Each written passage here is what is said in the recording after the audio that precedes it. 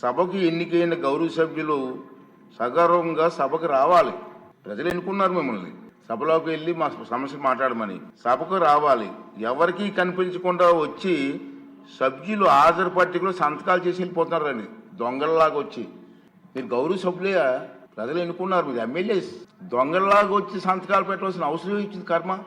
ఒకసారి ఎమ్మెల్యేగా గౌరవప్రదమైన దీంట్లో ఉండి హాజరు పట్టికలో సంతకం చేసి సభకు ఆ మొహం చాటేయడం వారికి గౌరవాన్ని తగ్గించిందే తప్ప పెంచదని చెప్పి నా తాలూకు అభిప్రాయం.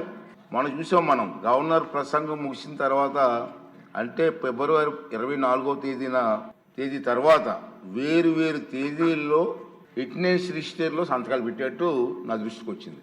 అంత దొంగచాటును వచ్చి ఒక దొంగల మాదిరిగా సంతకాలు పెట్టవలసిన అవసరం లేదు. కానీ వారు ఎవరు కూడా నాకు సభలో కనిపించలేదు. సంతకాలు ఉన్నాయి కానీ సభలో కనిపించారండి మీకు ఎవరికన్నా? నాకైతే కనిపించలేదు. ఇది ఎంతవరకు సమంజసం వారే నిర్ణయించుకోవాలి.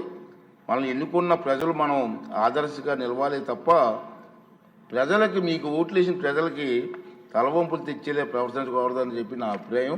ఈ సభ ముందు పెట్టాలని చెప్పి నేను ఈ 2 విషయాలు మీకు తెలియజేస్తానండి.